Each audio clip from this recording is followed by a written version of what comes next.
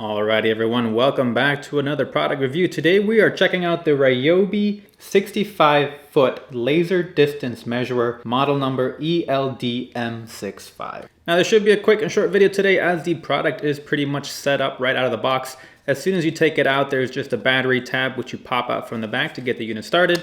And then if you need to change your batteries, it's just two AAA batteries here on the back side.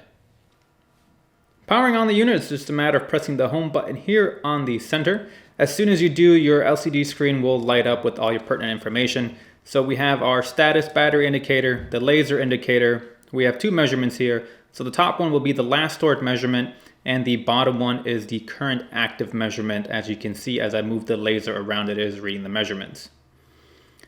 So the unit will automatically start measuring. If you press the home button once, it will save that measurement. So we'll go ahead and do that. As you saw, 12 feet 9 inches. And then if we press it one more time, it'll move that measurement to the last stored measurement.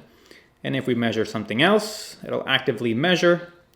Press the home button one more time and it will save the last two measurements. So perfect for measuring a room. If you want to measure both ends, you have both distances there. Also, as you notice, the laser indicator will not be flashing if there is no active beam going on. And to keep measuring, we just press the home button again. It'll move the last recorded measurement to the top. We have the laser indicator actively flashing, and then we are getting current measurements. Press home again, and you have your two measurements as I mentioned before. To power off the unit, just press and hold for 2 seconds, and you are off. And the unit also allows you to change the unit of measurement. So to do so from the off position, just go ahead and hold the center button for 5 seconds until you reach the main unit screen. So from here, we do have a few measurement options available to you.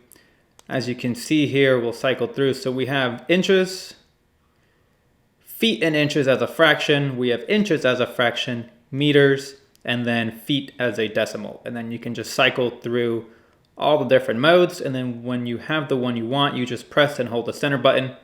It'll turn off the unit.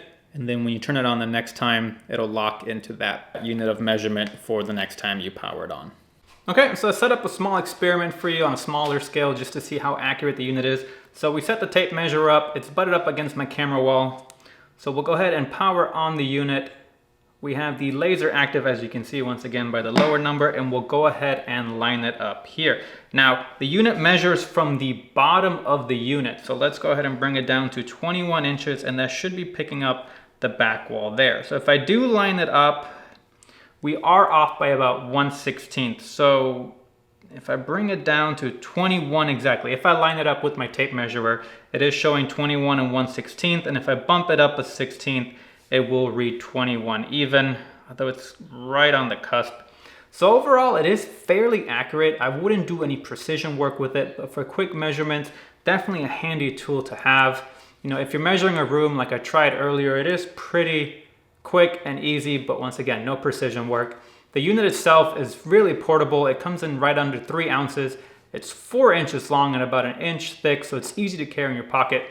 You know, for any realtors or quick survey work, I do recommend having one of these on you. So as always, if you like the content, make sure you like and subscribe. Any questions about the product, how to use it, or anything you want to know, just drop a comment below and I'll get back to you when I can. We'll see you around for the next one.